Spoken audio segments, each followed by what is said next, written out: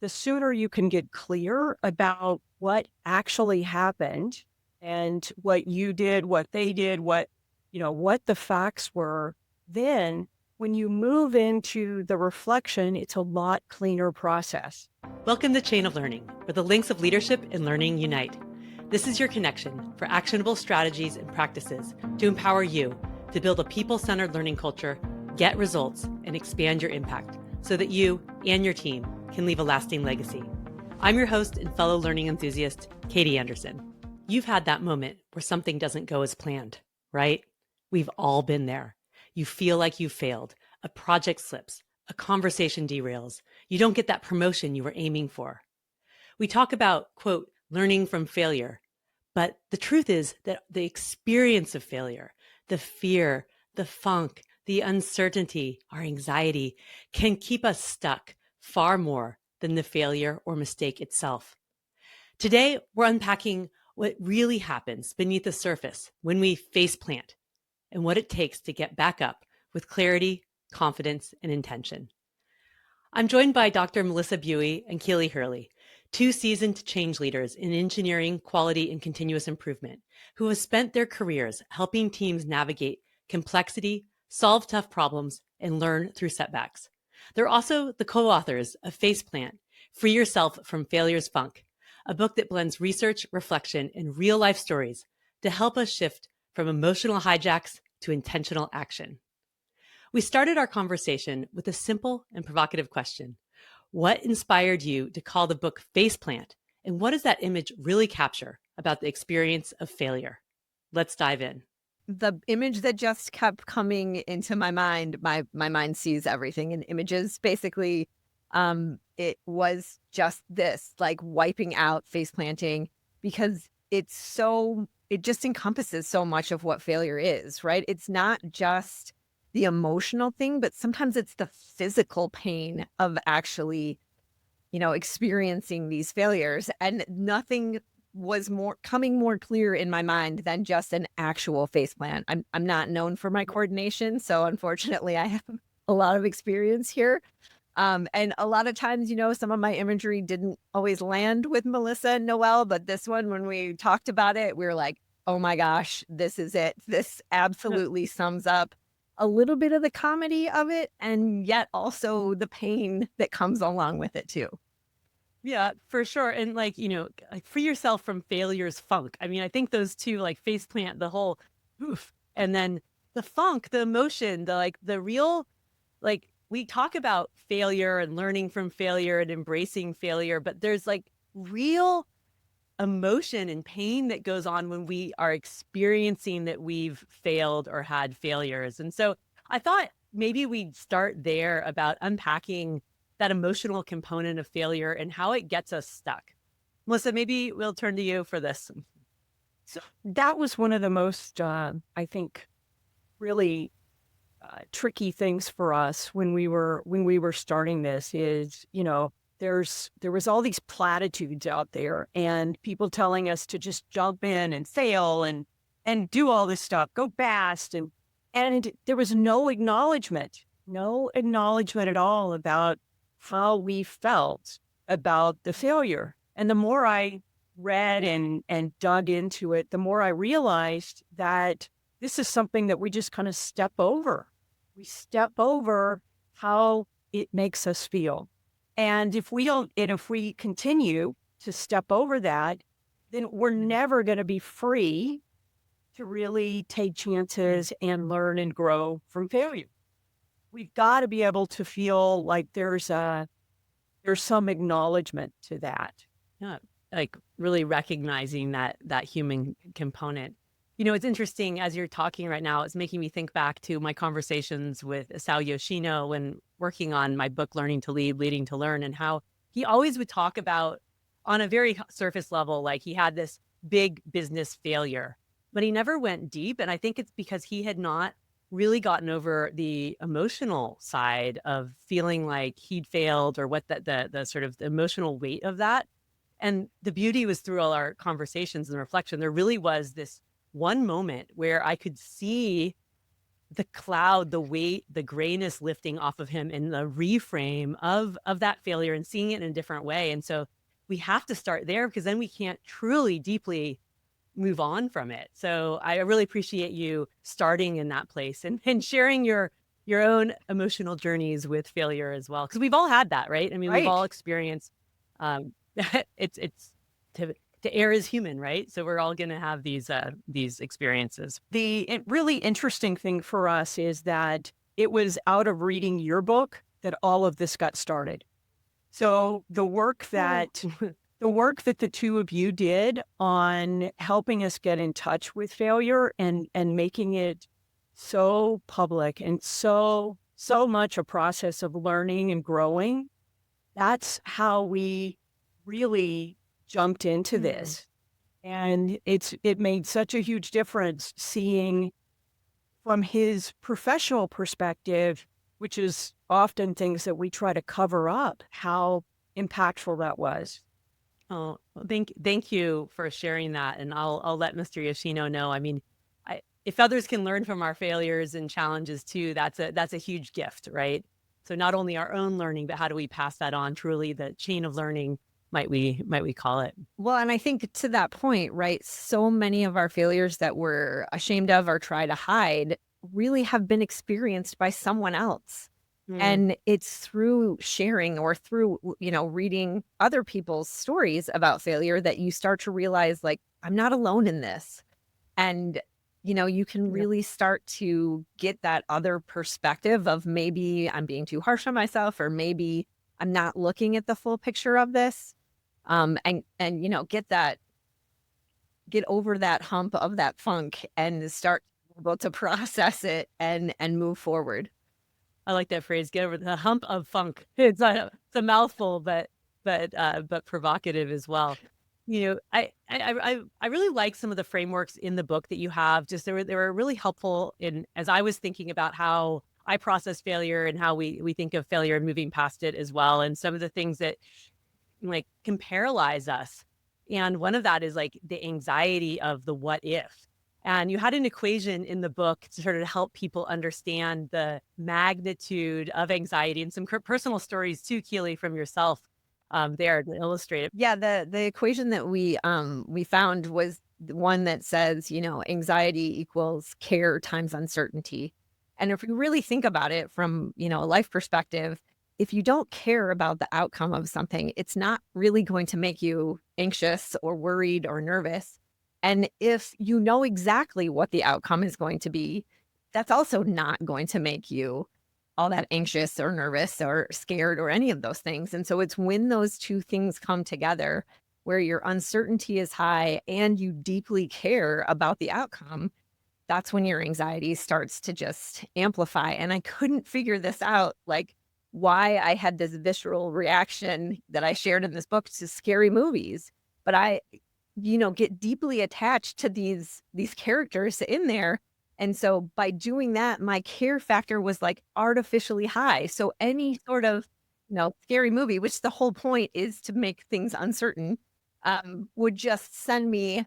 And I still hate scary movies, even though that I know this about me now. Like it's okay. I don't have to cross that bridge. And you also shared like when it relates to your children, because you Yeah. care so much, your anxiety is like that much higher. But when the stakes are potentially lower, maybe we don't feel that same level of anxiety. Yeah, and I think there's, the two parts of the kids come into it, right? The care factor is high, but anytime you involve another person, then now your uncertainty gets a little bit higher because you can't always predict what other people are going to do. So it's a really interesting exercise to do and to sort of see where your tipping points are on those anxiety scales and what you do really care about and how that impacts the stress levels you feel in certain circumstances. Yeah, and also the uncertainty part is like how can we actually mitigate that, right? Mhm. Because sometimes our sense of uncertainty is unfounded because we're just sort of like how can you I guess things more concrete? Like how do you know what you like how do you actually know rather than what you're assuming is going to happen, and that can lead to a lot of the sense of unknown can drive a lot of that Right. fear factor. And so we do talk about, have some pointers of as you're, kind of checking your story of what you think is going to happen or, predicting the future. So far, we haven't met anyone that can accurately predict the future. So, if you're predicting the future of how someone else is going to act, chances are that that's not really based in truth or fact. And we can kind of edit those pieces out and try to reduce some of that anxiety level a little bit. Yeah, and even from the workplace, though, if we can like plan things out better and sort of reveal the different potential outcomes and talk about things so it's not hidden, we can help people in our work environments too, maybe not have the fear of the unknown around change as well. So we actually have an appendix about a pre-mortem exercise that does exactly that. It helps to brainstorm and predict everything that could possibly go wrong that could send your project or your initiative off track. And then it allows you to go through the exercise of saying, okay, if this thing starts to happen, how will we see it coming? What steps can we take to mitigate? Or how can we just divert path and go a completely different way to avoid it altogether? So it's a really great thing to do as part of a group because then it normalizes that we are expecting failure to happen and it makes it a whole lot less daunting when those situations come up. Right. And having conversations too about it. So we're like putting it out there in the open. And it's really connected to that plan, do, study, adjust cycle. Often we end with like, oh, we'll have some reflection. But if we can now say, well, what might we adjust or what do we need to plan for adjusting in advance? Like, what are our assumptions? What do we think will happen? What do we expect to happen? What might happen? Then we have a little bit more confidence on how we're going to respond to them, even though we don't know which of those is going to unfold. Right. And there's the bookends, the pre-mortem and the post-mortem. So once you get through, you can go back and reflect again on say, were we able to anticipate a lot of these failures? What went wrong also that we missed? And how can we make sure we let other people know about these things or we can do better the next time? So it's like really embedding that learning cycle in action and practice, both on the individual and the team level as well. So awesome. I really suggest people take a look at that and start thinking about how you, or not even just thinking about, putting in place, how can you bring in some of this reflection, both before, during, and after things happen so that you can anticipate learning and anticipate potential failures. Because as we know, failure will happen. And that's the part of learning, right? I mean, it's sort of the motto of my Daruma dolls, which I have to go grab one. It's like the fall down 7 times, get up 8. Like falling down, face planting is inherent in achieving a goal or having success. Like literally if we acknowledge we're going to at least fall down 7 times, but we need to get up 8, we're more likely to go forward. So that's exact same philosophy and mindset that you're advocating for and putting actual concrete steps towards how people can practice in your book. So I love that because it's so tied to the Daruma. I really also, one of the frameworks that I found really valuable was the framework for your whole book around the free model. And so I'd love to hear more about how you came up with this model. And then let's explore some of the aspects of it so that listeners can start practicing how to free themselves from failure's funk. When we were looking at the developing the free model, what we did was really look at the process that we went through ourselves in analyzing our own failures. And part of that was going through and really just like what happened, getting clear about the facts, the facts of the failure. And a lot of times, if you don't spend the time getting clear about the facts, it gets collapsed into whatever that reflection or judgment or all the other stuff that's mixed in there, all the other emotions. And so the sooner you can get clear about what actually happened and what you did, what they did, what the facts were, then when you move into the reflection, it's a lot cleaner process. And one of the things that we realized is that the reflection part was one of the most important parts of this whole process. It's looking at it really, what's the impact that it had on you, on others, and where are you in all this process? And it's only by getting those first two steps that you're able to really cleanly move into the next two steps.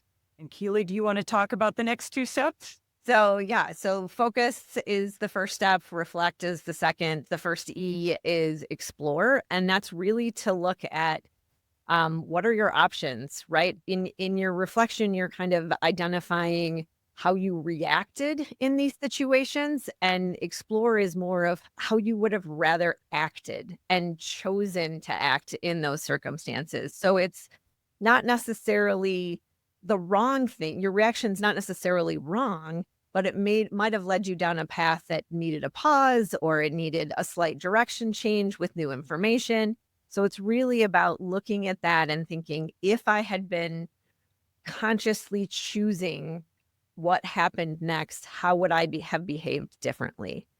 And then the last step is engage. And that's really to go forth and do those things, right? To actually plan out, okay, if I'm in this situation next, how am I going to behave differently, to actually act consciously instead of continuing to be on this hamster wheel of reaction to the same stimulus? So that's the piece where it's the practicing and the trying to interrupt that cycle, because those reactions are just, so inbuilt in us. And the more times we do it, the more they're dug in. So it's really this focused effort on engaging with a different choice. And that's what it comes down to, really, is the choice to behave differently. Right. So learn to see it in yourself and then make a different choice. It's the difference between being reactive, so just responding in our same habituated way, to being proactive and saying, how do I really want to be here? Okay, what do I need to do the same or differently to achieve that outcome? Exactly. Yep. Yeah. What I like to say of We leading with very intention. much, yes, we very much embraced hansei as a part of this. And, the first two steps are really the self-reflection. The next two steps are really self-improvement and really leading to, okay, what experiment am I going to do today? Yeah. What experiment am I going to do to change the future? Right. And it's not to have an unrealistic expectation of who we are and our response, but how do we get a little bit better at processing, adjusting, and behaving differently and being kind to ourselves on that. I mean, Absolutely. because we all have these human reactions, but how do we not act on that reaction? Or you can experience the feeling, but how do we move through that faster and maybe respond in a different way? For those of you listening who don't know the word hansei, although if you've been listening for me for any period of time, you probably have heard this word.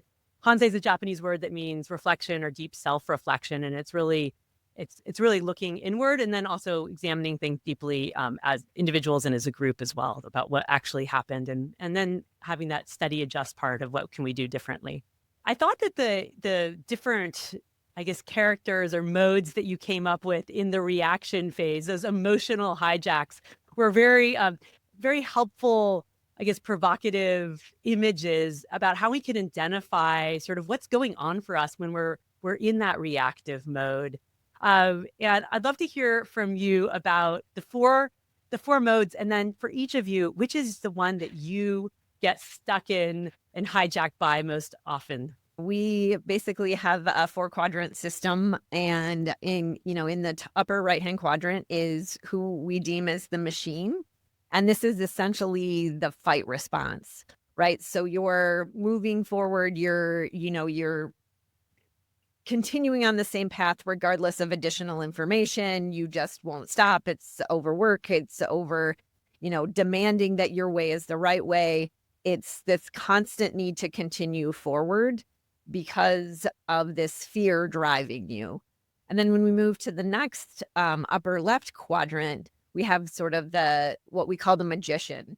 And that's the flight response, right? You're escaping from responsibility. You're blaming the weather. You're blaming your coworker. You're blaming traffic. It's totally removing yourself from the equation, because maybe that doesn't feel good to know that you were contributing to this situation, to this failure.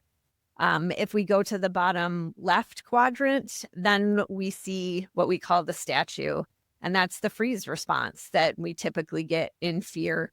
And that's more of a, over analyzing things, analysis paralysis, inability to make a decision one way or another, literally getting stuck in these situations that are scary or that are causing us this anxiety, right? And so then to the bottom right corner, we call it the satellite. And again, this is more of a fawn or a, peer pressure response of it's easier to fit in with the group than it is to stand out and risk that alienation from these groups and these companies or, places where we want to belong. So it's really allowing the group to make decisions for us or following along, not speaking up in a meeting when your opinion may be different from everyone else's. So it's those 4 quadrants kind of hit on the fight, flight, freeze, and fawn, natural fear responses.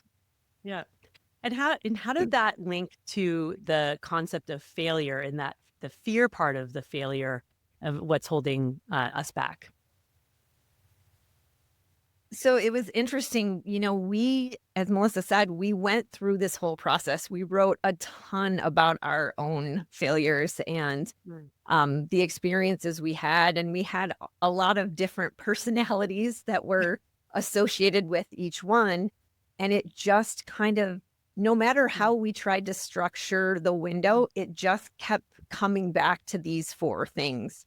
And it just made sense when we kept trying to rearrange and finding ways to make sense of it, that really what was going on is that, we were afraid of different outcomes, right? We were afraid of, if I'm not charging forward and finishing this project, people will think that I'm not capable. Or if I speak my opinion in this group that doesn't share the same opinion, then they'll no longer let me, or maybe I'll get fired, right? Or if I have to make this decision about staying or leaving a job, both sides are going to be mad. So I'll just, not do anything and let the cards fall as they may. Right. So it just all of it, the more we dug into it, the more we could see this fear was just this underlying thing. And we were doing all of these actions to try to control it, right? To try to control the situation, to try to control how people viewed us, how people were interacting with us. And it really just kept coming back to underneath it all was fear. And I have to say that was by far one of the most shocking parts of this book, was to really see how much fear had controlled so much of my life. Wow, that's just so powerful to like come together and then have this realization. What's an example for you of how this fear showed up for you in holding you back in one of these emotional hijack reactions? So for me, I think my career is a perfect example of this. I've been in the laser industry for 25 years, and I started out as an engineering assistant. And as people left companies or as roles changed, they just kept putting me in places where I really felt I had no business. And, the fear was like, if I say something, I will get fired. I can't say I don't want to do this job, so I'm going to just do it anyway. And then the fear changes from, okay, I'll do it, to now I'm a machine, right? Now I'm going to charge on. I'm going to learn everything I possibly can about this job and show them that they were right in putting me in it. And so it's this very interesting cycle for me of like, oh gosh, don't say anything. And then, oh, let's just prove them wrong. For me, it was very much in my personal life. So I've always been pretty good in math and science. And so like, okay, work, I've got this. I'll just work harder. But when it came to areas where I was trying to be more creative or more athletic or those kind of things, the fear of the first time I would hit a failure, have a face plant, that was it. I was done. Okay, I can't do that. I had a very much a fixed mindset about that. Yeah, I'm glad you brought up the fixed mindset versus the growth mindset. That's something I explored with Carol Dweck back on episode 3 of this podcast. Carol Dweck, who wrote Mindset. And it's really powerful. And you talk about this in the book about the difference of like labeling ourselves as a failure versus failing at something, or, do a mistake or something that didn't go right. It's like the process versus the fixed mindset of this is who I am, a failure. And how did you overcome that, Melisa, moving from that fixed mindset to more of a growth mindset approach around failure? It was really through this work. So I lived all these years, many, many years, and was really stopped in certain areas of my life. I couldn't move forward. And I didn't realize that I had that fixed mindset in certain areas. And so I got brave and started trying a few things, and allowed myself to fail and say the wrong thing and do the wrong thing.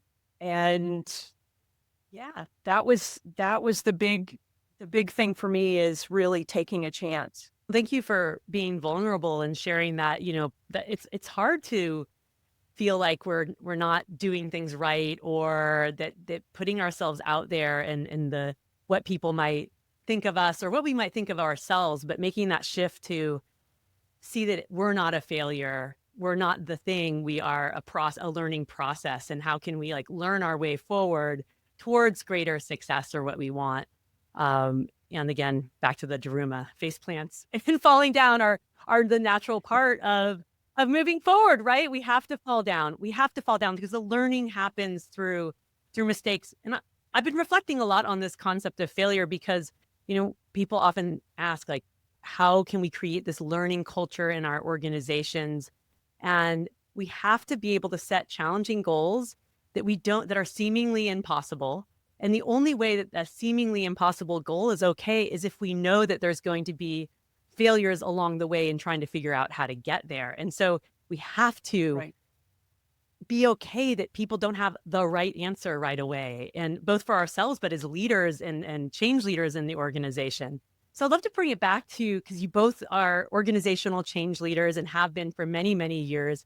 How do you see all of these concepts that you've talked about for, especially, it's really on this individual level, but we can bring it to that, you talk about the organizational level too. If we are wanting to really create organizational learning cultures that move towards success, how can we approach failure, I guess, in a better way? Or what's one thing we can do? I know there's so many things we can do. Right. What are one or two things that you discovered through both your lived journey as well as the process of writing this book? I think for me, the big thing is acknowledging the funk. Is when there's a failure, acknowledge that there's some emotion that goes along with it, and really try to very quickly get to the place where that is, like I see it, and understand the source of that.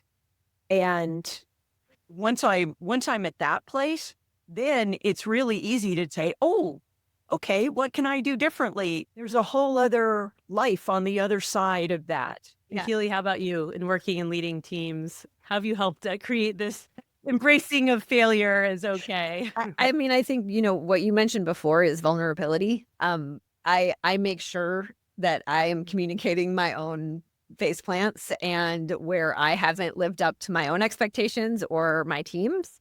But I think that's the biggest takeaway that I think I got from this book was this expectation disconnect, right? And if we don't know what our supervisors or our teams are expecting of us, then it sets us up for failure. So it's really, really important to be very clear on what expectations are for some things as simple as email responses. Like, we're expecting you to respond to meeting requests the same day or like the next day to let us know if the schedule works. Or, if for this project, here's what we're expecting the budget to be. Or, it's just about being super clear about where our expectations are, because then, it gives people the opportunity to say, that's not realistic. Like, where did that come from? That's not a thing. And before that we get too far down this path to then that they're now hiding stuff or not willing to communicate with us when face plants do happen. So to me, it's about being explicitly clear about expectations and really just being honest about our own struggles with making the goals or getting to where we need to be. And, to me, that links back to what we talked about earlier in this episode around anxiety, that if we don't have clarity on the expectation or the timeline, that's when some uncertainty comes in. And so our own assumptions or thinking someone's expecting this today when maybe they thought it was, fine for next week. And so then we're putting all this pressure on ourselves that we have to get this done now rather than clarifying that expectation. 100%. And yeah. And your second point, and I'm just thinking of building on this right now, that as leaders and as team members, to set the expectation that we understand failure will happen. And so that we want the bad news first, right? And so to lay that foundation that we're not expecting perfection here, or being really clear on when is it, as Eduardo Briseño says in episode 5, the performance zone where we really need this to be spot on. And when do we have some more space for like that learning zone? And it's okay to make some mistakes, and we're practicing, right? For the main game, And so to get clarity on when do we need high performance, and when is it okay to be learning a little bit more and making those mistakes and failures. Absolutely. Mm-hmm. Yeah. It's super powerful. One of the quotes that stood out to me as I was reading, this was after you talked about, the emotional hijacks and then the liberators from our hijacks. One of the subheadings was, by learning the wrong lesson, you can get stuck with a life sentence. And I thought that was really powerful. And, it's like reinforcing for ourselves a certain reality that might not be true. And then it becomes our lived reality. How did you come up with, I thought it's a very provocative phrase. Life sentences, it kind of goes along with the conspirator theme, right? This theme of these characters that really hijack us and prevent us from living the life that we want to live. And when we get stuck in this mentality of, I'm not creative, I never explored that for myself because I had this life sentence that I was just supposed to do math. And so those are things that I felt very attached to that life sentence when it came up, because it was something that I had experienced myself and don't want anyone else to have to go through. I appreciate that so much. I also appreciated that Wendy Smith wrote the foreword to your book. She has such a powerful book, both and. She was on this podcast back in episode 35. And, we tend to think things as either or, like success or failure. And what is the both and thinking that you've come to embrace through this process of embracing failure or our face plants? I can speak for myself, and the both and is exactly why I am where I am in my career now, right? Like I had these fears of not of saying no to certain jobs, but through that and through pivoting so many times, I've been a part of every aspect of a laser company or a high tech, manufacturing company. And it gives me such a different perspective on how all the operations go, how the company works, how people interact at different levels, that, as a chief of staff, now these are all the pieces that I'm trying to coordinate and have worked together as a high impact, high power team, right? And so it can be both and, right? This may not have been the path that I chose right at that moment. And it's also led to these amazing opportunities that I never could have expected or predicted at the time. Very powerful. Melisa, how about yourself? I think for me, like realizing that I don't have to be, I think it's a little more general, but I don't have to be perfect at everything. So it was, I needed to be perfect. I needed to be really good at it, or I just needed not to do it. And when I read Wendy's book, it really opened that up for me, that I could be, okay, I can write something that's, that's actually crap and send it over to Keeley. And she's going to say, oh, no, no, no, that's not going to work. I'll try again. So, and we had plenty of those, but it was very much I don't need to be perfect. I don't need to do it right the first time. That I actually have yes, I can write something and I can also rewrite it.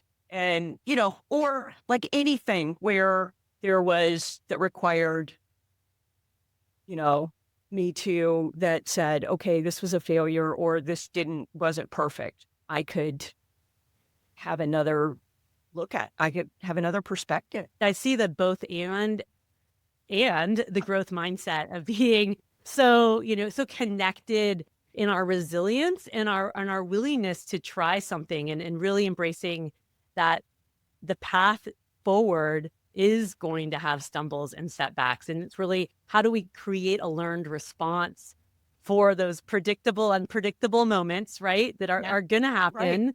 Right. It might be 7, it might be 20, but how do we keep getting ourselves back up and learning our way forward? Right. Yeah. It's the freedom.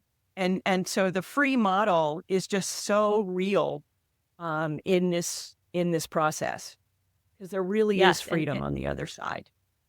It is. It's letting go as well of that emotional side, as I experienced with Mr. Yoshino, and I've experienced in my own sense of failure. If we're feeling that weight, we can't actually move forward to see things from a different perspective and adjust. So it's like, how do we process that and then free ourselves truly from failure's funk? Oh, I love that title. And thank you, Keeley and Melisa. I want to say thank you to in your previous company. You were the first organization that did a bulk book order of Learning to Lead, Leading to Learn back in the pandemic when my book came out in 2020. And I remember just being so excited, signing hundreds of copies and shipping them out to you. It was a really special moment. So thank you for giving a new author a shining moment. And I'm here to shine positive light on your great book that's coming out at the end of 2025. So we'll be out by the time this podcast is released. So I encourage people to free themselves from funk's failure with Faceplant. So thank you, Keeley and Melisa, for being here today.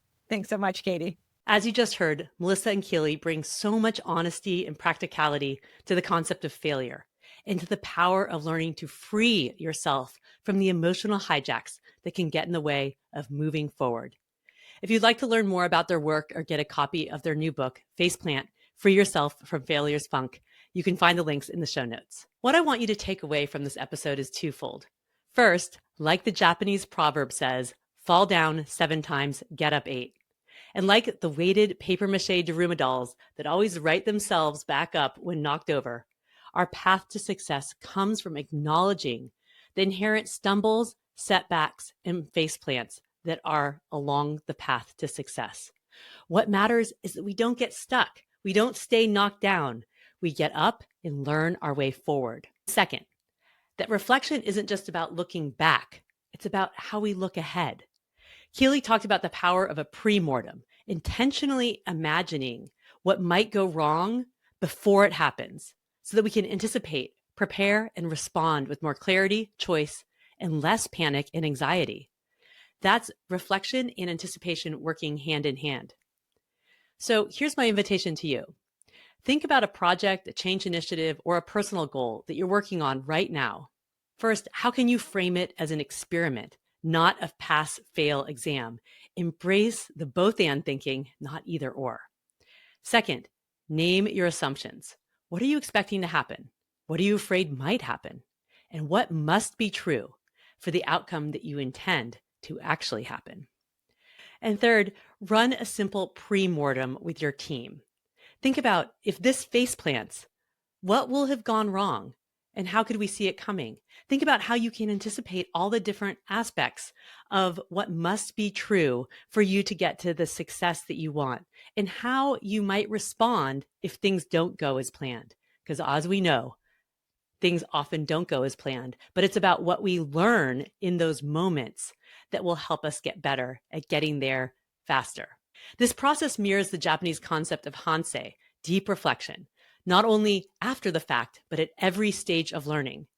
It's what I write about in my book, Learning to Lead, Leading to Learn, and what the Daruma doll symbolizes. We will faceplant. The question is, do we learn our way forward? I was honored that Melisa Keeley and their co-author, Noelle Kreidler, described Learning to Lead, Leading to Learn as one of the best examples of hansei in business. And that's the through line between their work and mine, using reflection and experimentation to free ourselves from failure's funk and move forward towards our purpose with intention. I highlighted a few past podcast episodes during this conversation, which I'll relate to in the show notes, including my conversation with Carol Dweck, author of Mindset, in episode 3, my conversation with Wendy Smith, who wrote the foreword to Faceplant and is the author of Both and Thinking, in episode 35, and my conversation with Eduardo Briseño on the difference between the performance zone and the learning zone, back in episode 5. And also go back to episode 20 to listen to my conversation with Toyota leader Isao Yoshino, where we explore the power and practice of hansei. As you reflect on this episode, I encourage you to do 2 things. 1, reflect. Where are you letting fear or past faceplants keep you stuck? What's one story you might be telling yourself that might be assigning to you a life sentence? And 2, adjust. Choose one upcoming initiative, like I talked about before, and run a mini pre-mortem with your team. Frame the next project as an experiment. Get clear on expectations and surface the assumptions and risks together. What might you need to adjust as you get going? Then circle back after. What did you learn together about how things actually unfolded? Building in small intentional steps like these, the study and adjust parts of PDSA, are how we build true learning cultures. One experiment, one reflection, one get back up moment of learning at a time. If you or your organization need outside support to build a culture that embraces learning at its core, I'd be happy to help. I love supporting change leaders, continuous improvement practitioners, and executives like you to grow your impact and realize your vision for change, while also developing the mindset and skills to get you there. You can learn more about my trusted advisor work, coaching, and learning experiences at kbjanderson.com, and I'll also put the link in the show notes. If you enjoyed this conversation, be sure to follow or subscribe to Chain of Learning and share this episode with your colleagues so we can all strengthen our chain of learning together. And if this episode resonated with you, I'd be grateful if you rate and review the show on your favorite podcast player. It really helps others find these conversations. Thanks for being a link in my chain of learning today. I'll see you next time. And remember, fall down 7 times, get up 8. Have a great day.